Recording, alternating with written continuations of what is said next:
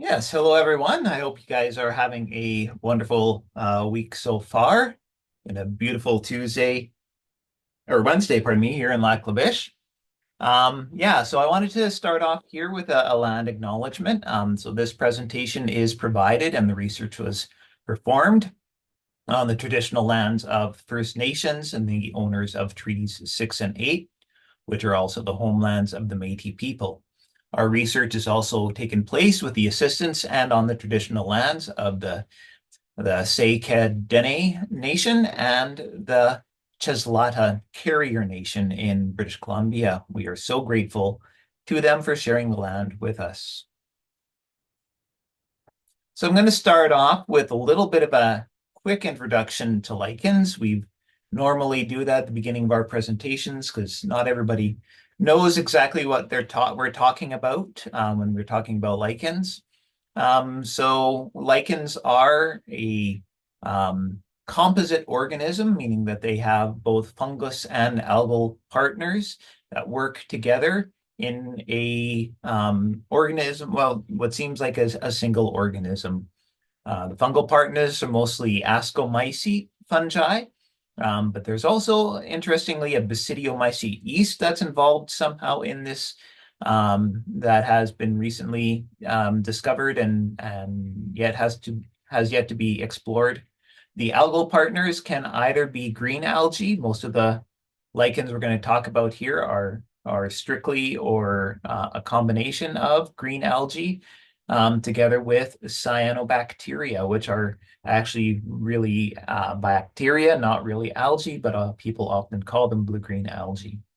And lichens are poikilohydric organisms, which means that they are able to dry pretty much completely and still remain alive and then begin to photosynthesize once they receive sufficient moisture. So why do we care about lichens? Well, they are awesome organisms in and of themselves and are very important to biodiversity and ecosystem function. And in some habitats, they actually form the dominant ground cover, particularly in drier, sandy areas. And we see that in places like the mountains, as well as in sandhills habitats. And also we see them in older open peatlands where the upper layer of peat has become dried out because of the accumulation of peat causing that doming that happens in older peatlands, particularly bogs. And so then we get that dry surface that becomes lichen dominated or at least higher covers. The species that we see as being the dominant terrestrial lichens in these kinds of habitats are species of Cladonia, and that's a really huge genus of organisms that include reindeer lichens, but also include a whole whackload of other species. And then there's also the snow lichens or stereocolons, the peltidras, the dog lichens, citrarias, or the Iceland moss and relatives. And we could go on for a while, but these are some of the dominant lichens you'll see in those kinds of habitats. So why are they important ecologically speaking? Well, they are primary producers and are important in bringing just biomass to these dry habitats that are otherwise fairly unproductive. They also can produce nitrogens, particularly those that are species that have cyanobacterial partners. They are very good at fixing nitrogen. They provide habitat and food for a whole host of organisms, and of particular interest in modern day conservation is the fact that they are a major food source for caribou. A lot of high lichen habitat is being removed, but not being replaced by our conventional methods of site reclamation. And so that's unfortunate. And not only are they not being replaced, but they aren't replacing themselves very quickly because they are very slow growing. They only grow 4 to 5 millimeters per year. Of course, depends on the species. And overall, when we have disturbed communities, we see very slow recovery for at least 40 years for peatland habitats and up to 100 years for upland habitats before they start to develop that healthy lichen community again. Since our topic for today is focusing on fire disturbed habitats, we'll just talk a little bit here about the impact of fire and lichens. So fire tends to do a very good job of destroying lichens, unfortunately. It does have an even larger impact on lichen populations than logging does.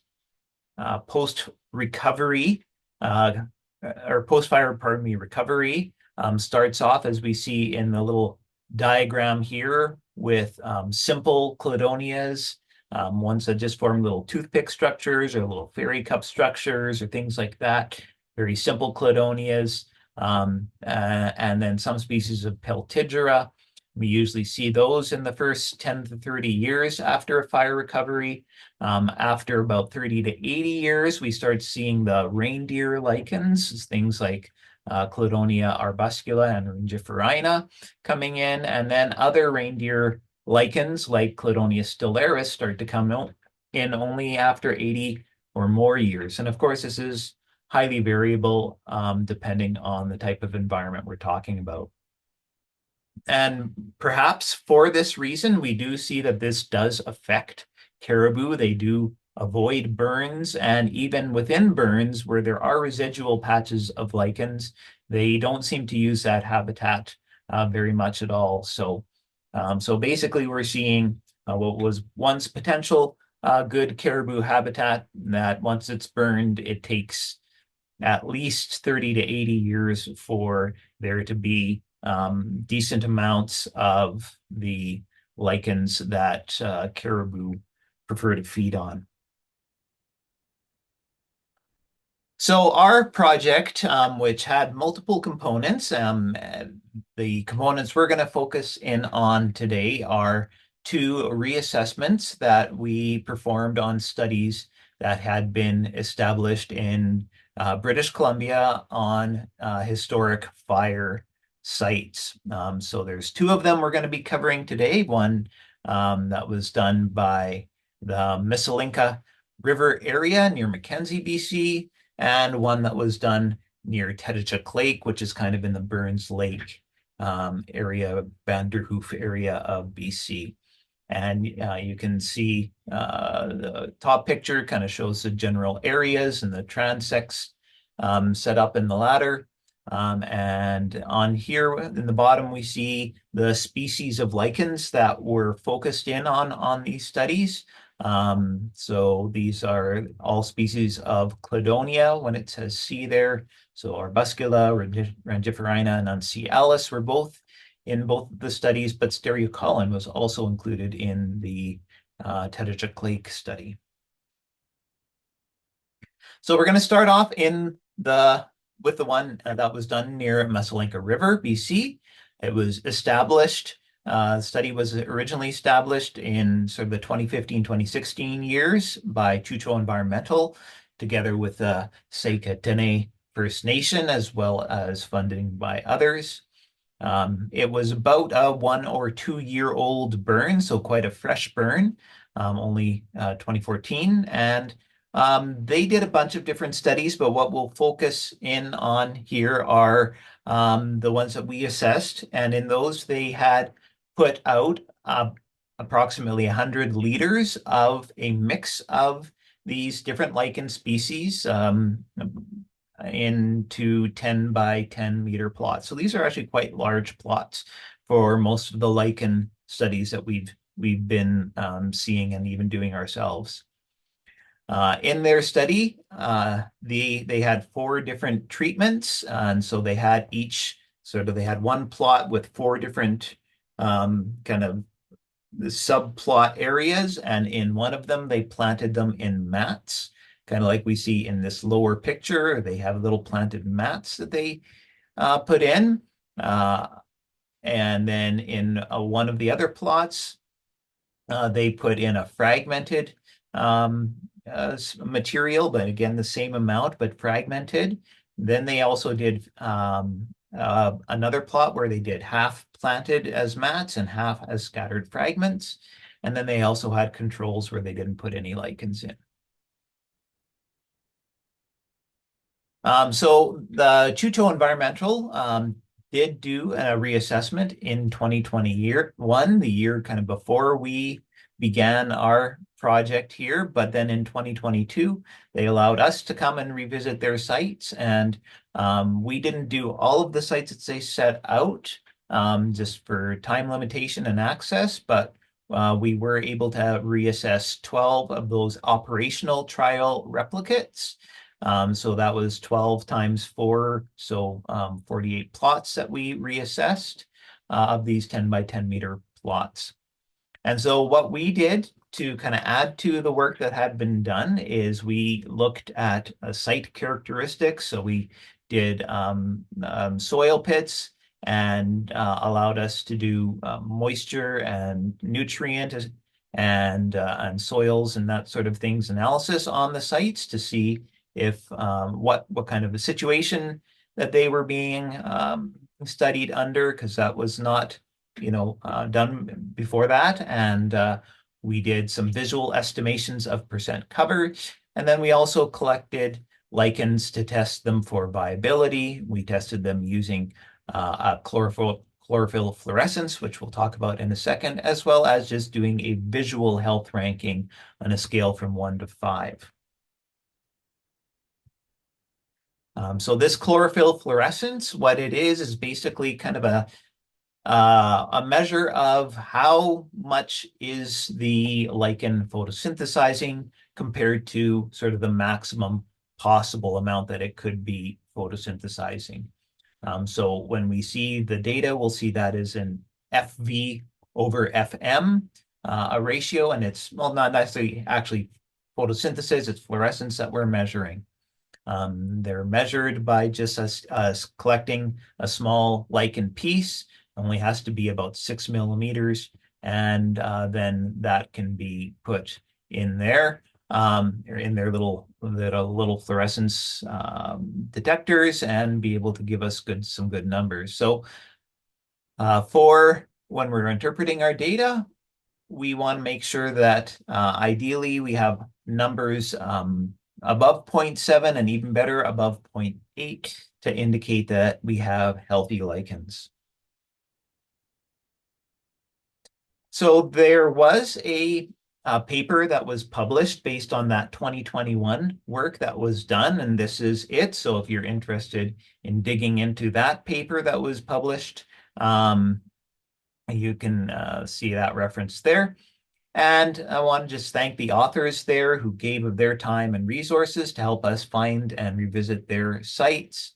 And then we do want to thank the supporters of that project, and you can see them there. There's a whole bunch of them, including the Seike Dene Nation, as well as British Columbia and Canada, and industry sponsors.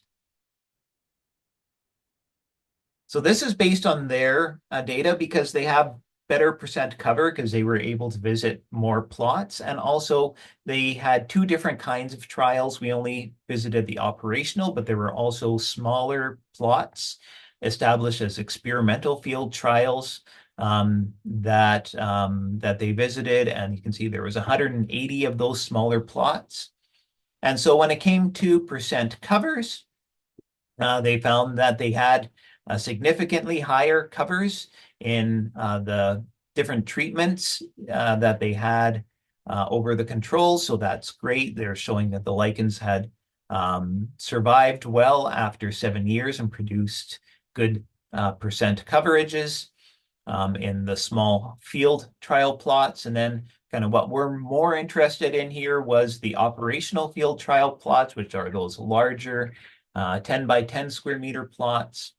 And here the results are even more pronounced, where we have way higher coverage of lichens in the treatments versus in the controls. And we see that all 3 treatments whether it be they spread them out as fragments, they planted them as little mats, or they did half of both.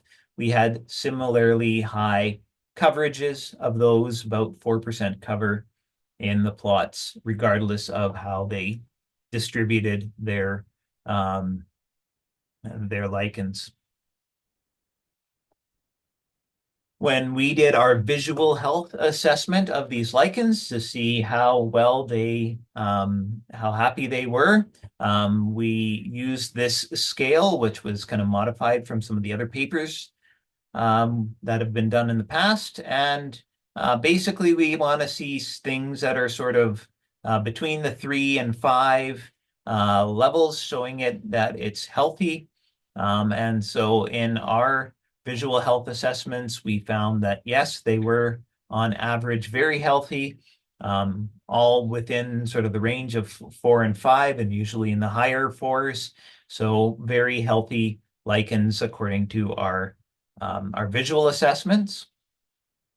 And then when we looked at them using the chlorophyll fluorescence, remember we want this to be at least above 0.7 and ideally 0.8 or above.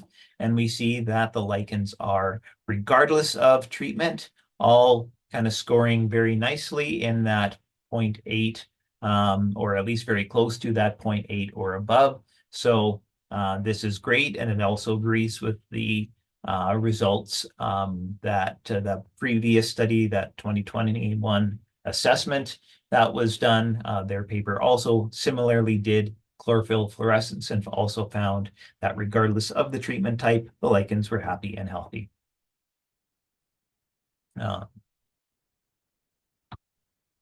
And so when we did our environmental, our sort of site characteristics, we found that all of the sites were fairly similar as far as the types of soils and that sort of thing. The slopes were a little bit more variable. Some were flat and some were up to 20%, but mostly sort of flat to 5%, 6% slopes. When we looked at the surface expressions, most of the sites were undulating. Some of them were inclined, so we were kind of on the edge or the sides of mountains on some of these sites. And when we figured out what the moisture was like, they're mostly xeric sites, so that means they're very, very dry sites, kind of as dry as you can get on the scale of that. There was one that was subhydric, so that's a little bit on the moisture side. And when we looked at the nutrients, most of them had very poor to poor nutrients, most of them very poor nutrient status. And we looked at the soils, and both the effective texture as well as the surface textures were in either the sand or sandy loam textures. And we have more information that we gathered, so I'm just kind of summarizing what's probably the most important and interesting information, but more information is present in our report about that. So now we'll look at the second study, and this was what we're calling the Tweedsmuir post-fire restoration trial. That was only 6 years, but still that's a goodly amount of time. And this was done near Teddichuk Lake, BC, which is in sort of the Burns Lake Vanderhoof region of BC. This study was funded by the Skeena region and was done in cooperation with the Cheslata Carrier First Nation. The site was burned in 2014 and took this one a little bit longer. It was 3 years before they established the study, but still not too long after the fire. And this one used the same 3 species of cladonia as the previous study, but also included, as I mentioned before, some stereocolon. And you can see the picture there. That's what a stereocolon looks like. And that's the species Stereocolon sasaki that we had in those sites. And so in this study, they applied 40 liters of lichen per 100 meters squared in different types of situations. And they fragmented the lichens, often with a weed whacker, and they distributed them either by hand or using a leaf blower. And they even had some sites where they got in an airplane and they figured out how with a hopper kind of situation to be able to distribute them via the airplane. So in 2023, we got together with Irene Ronalds, who was one of the originators of this study.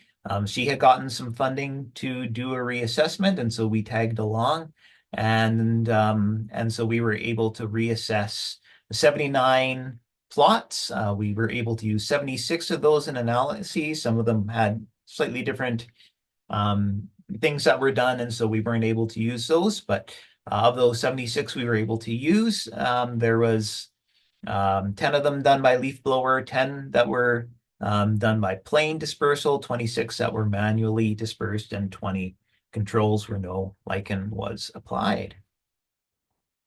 When we did this reassessment, we were very limited, and you'll see from the previous slide there, you can see us in front of the float plane. That's how we had to access the site. So it was quite expensive to get there, and so we had to make very good use of quite limited time.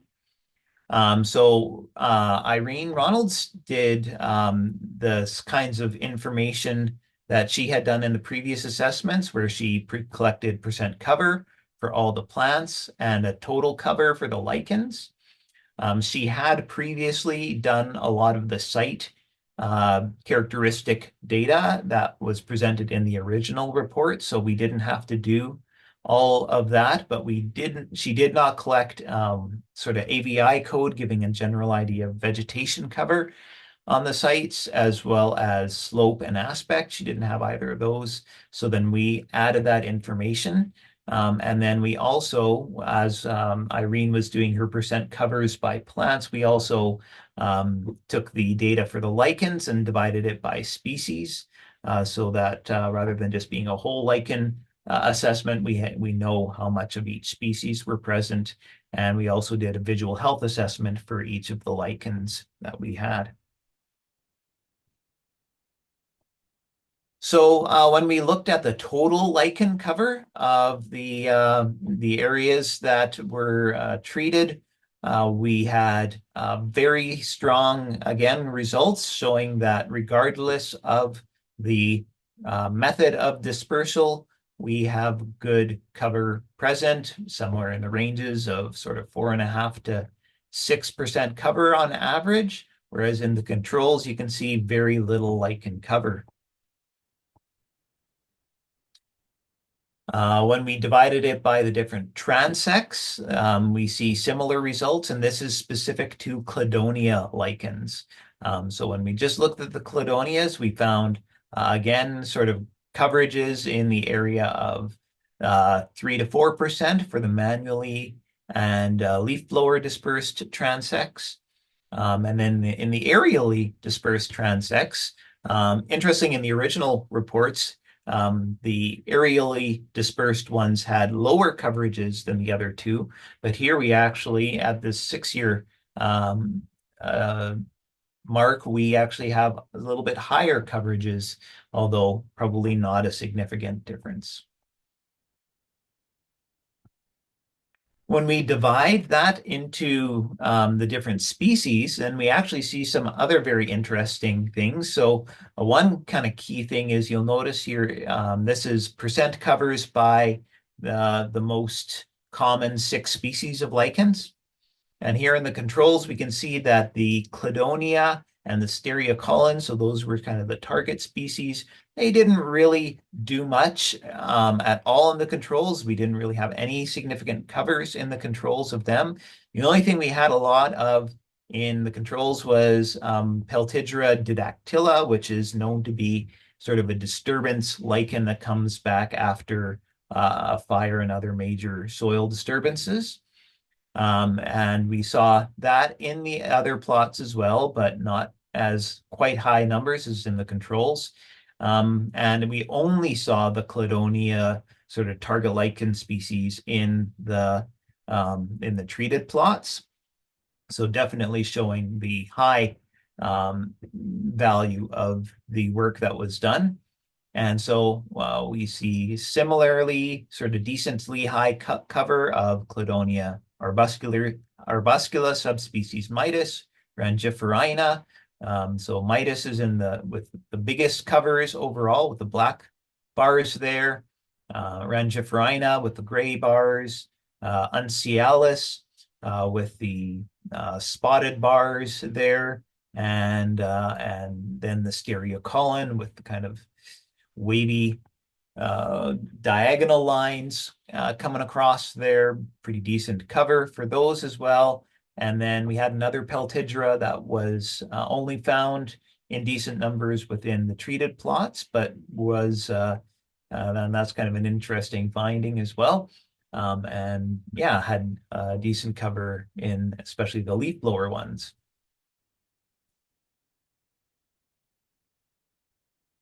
So in the site characteristics, we had similar situation as to the other BC assessment, where we had slopes that were mostly in sort of the 0 to 8%, some up to 20% slopes. We had a little bit different surface expressions. So rather than being more on a slopey mountain area, this was kind of more hummocky or undulating or even terraced, kind of areas that kind of come up from the lake nearby and then kind of flatten out. The moisture regime for these sites were xeric, all very dry sites with very poor to poor nutrients.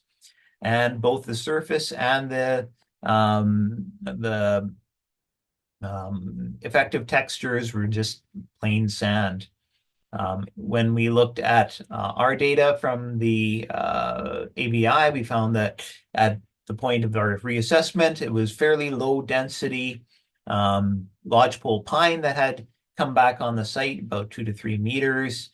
Sometimes there was some aspen present, or it was more dominated by shrubs.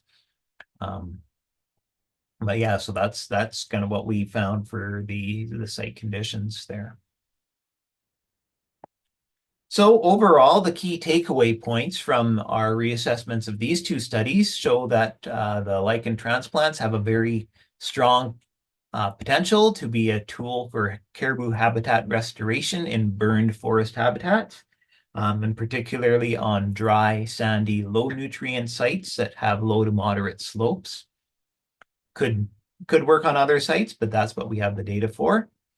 We found that regardless of transplanting by fragments or mats, the lichens survived well, even after 6 or 7 years, and showed a drastic increase in cover over the controls, which really didn't seem to come back at all with any of the target reindeer lichen species.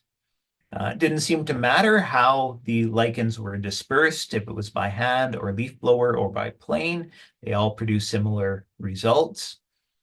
So as far as what we need to think about for future applications, we need to figure out the best ways to sustainably collect sufficient material to do larger scale studies. And we can do more examination then of different methods of dispersal, because it doesn't seem to matter how we do it.